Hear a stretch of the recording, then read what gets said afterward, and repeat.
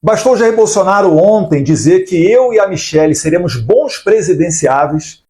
Quem seria o nome caso a sua inelegibilidade não seja revertida até 2026? O senhor citou alguns nomes, citou o nome dos seus filhos, Flávio Eduardo Bolsonaro, também da sua mulher Michelle Bolsonaro. Que hoje amanhecemos com mais um vazamento para a imprensa de um inquérito comandado por Alexandre de Moraes, nos relacionando com esse fantasioso golpe de 8 de janeiro de 2023.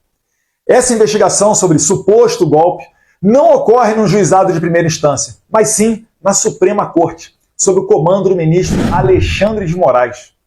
E não precisa ser um gênio para saber que eu não vou ter direito à ampla defesa, e isso também não caminha sob um devido processo legal. Basta ver que o general de 4 estrelas Braga Neto está preso por causa da delação premiada do Mauro Cid. E o seu advogado não teve acesso a essa delação para saber do que ele vai defender o seu cliente. Detalhe, Braga Neto concorreu a vice-presidente na chapa de Jair Bolsonaro na eleição de 2022 e foi preso por interferir na investigação após a investigação já ter sido concluída. Entendeu? A investigação já acabou, a Polícia Federal já fez o relatório final. Mas mesmo assim, mesmo após isso tudo, prenderam Braga Neto, alegando que um ano antes da sua prisão, ele estava numa trama para assassinar a autoridade. E como toda essa investigação em processo está no STF, não há a possibilidade de apelar para outro tribunal acima. Não há o duplo grau de jurisdição. E sim, esse ministro Alexandre de Moraes é o mesmo que baniu a Rede X e congelou ativos da Starlink, mesmo que a Starlink não tivesse nada a ver com essa disputa. Moraes é o mesmo juiz que disse que queria me pegar, conforme artigos do jornalista Glenn Greenwald, vencedor do Pulitzer, que teve acesso ao WhatsApp de assessores do Moraes. Sobre esse caso, o homem mais poderoso do Brasil se limitou a dizer que estava apenas seguindo as leis. E ele segue sendo o juiz do caso. Aliás, juiz, acusador e suposta vítima de toda essa loucura. É a chamada lawfare, o ativismo judicial bem conhecido por Donald Trump. Eu costumo até dizer que o Brasil e os Estados Unidos eles sofrem do mesmo vírus. A diferença é que aqui nós temos menos anticorpos. Nesse sistema, Alexandre de Moraes ele criminaliza a oposição. Lula endossa toda essa narrativa, dizendo que é para preservar a democracia. E assim, eles ficam com um caminho livre para se perpetuarem no poder. Os Estados Unidos, agora com o presidente Trump, e todos os países livres do mundo não deveriam reconhecer eleições onde a oposição não possa concorrer e onde não haja liberdade de expressão. Se isso não for feito, mais e mais narcoditaduras como a da Venezuela nascerão. Pois como vimos com Maria Corina Machado, inelegível pelo TSE da Venezuela, essa é a nova tática dos ditadores para ir para as eleições sem concorrência. Ressalto que no Brasil, Jair Bolsonaro lidera as pesquisas de intenção de voto. E uma eleição sem ele abre caminho para que Lula seja reeleito ou indique um sucessor, que poderia ser até um poste.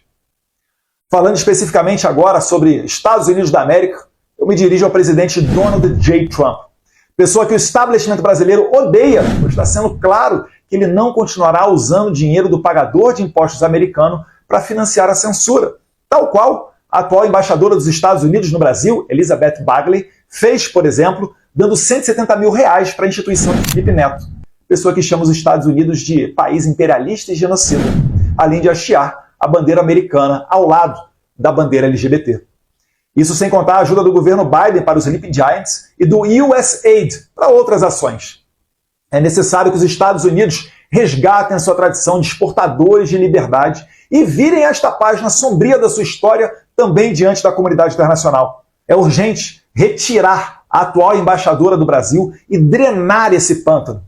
Estamos falando aqui do país que é a metade da América do Sul em termos de população, território e PIB.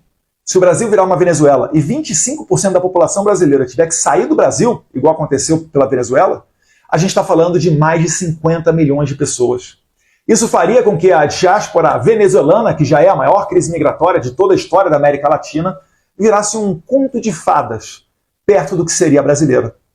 Hoje, presidente Trump, eu e minha família, nós estamos vivendo um momento de baixa, semelhante a agosto de 2021, quando eu visitei o senhor no seu escritório em Nova York, e o senhor gentilmente recebeu a minha família.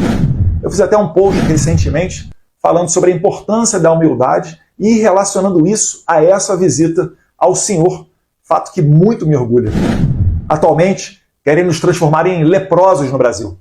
Quando Alexandre de Moraes, contando com a conivência de Lula, não permite que Jair Bolsonaro vá para a sua posse, eles querem passar o recado de que nem o homem mais poderoso do mundo pode detê-los. Eleição sem oposição não é democracia, é ditadura. Quando meu pai, líder das pesquisas, sai nas ruas, todos param para rapidamente formar uma multidão, se aglomerar e pedir uma foto. Assim como o senhor. Pouco importa o que a velha imprensa diga, a realidade se impõe. O povo ama vocês, porque vocês são líderes natos, não são políticos padrão que pensam 1000 vezes antes de falar, com medo do politicamente correto, cancelamento ou lawfare. Obviamente, o Alexandre de Moraes pode me prender a qualquer momento. Não por corrupção ou algum crime, pois como expôs o jornalista Glenn Greenwald, a sua equipe, na falta do que me acusar, queriam me prender por eu segurar uma bandeira do blog argentino La Derecha Diário, cujo dono fez críticas ao processo eleitoral brasileiro em 2022. E esse seria o ensejo para me relacionar a ele e, como se tivéssemos uma trama internacional para destruir a maravilhosa democracia brasileira, assim me prender. Hoje no Brasil, o deputado Daniel Silveira está preso, condenado a quase 9 anos de cadeia por fazer um vídeo criticando a Suprema Corte. Ainda que à época o presidente Bolsonaro tenha dado perdão presidencial a ele, a Suprema Corte esperou de maneira covarde até 2023. E quando Jair Bolsonaro não era mais presidente, anulou, pela primeira vez na história do Brasil, um perdão presidencial, dizendo que ele feria o princípio da moralidade, já que Bolsonaro conhecia Daniel Silveira. Eu e mais outros deputados, como Cabo Gilberto e Marcel Van Hatten, estivemos debaixo de investigação da Polícia Federal, vejam vocês, porque discursamos dentro do Congresso Brasileiro criticando o delegado federal Fábio Schor, que é o chefe do destacamento da Polícia Federal sob o comando de Alexandre de Moraes, num trabalho muito semelhante ao da Stasi de Hitler. Aliás, presidente Trump, merece especial atenção o trabalho da Polícia Federal Brasileira em cooperação com as autoridades migratórias norte-americanas sob as fortíssimas suspeitas de que pode ter ocorrido um conluio para inserir falsamente a entrada do ex-assessor internacional do presidente Bolsonaro, Felipe Martins, nos Estados Unidos.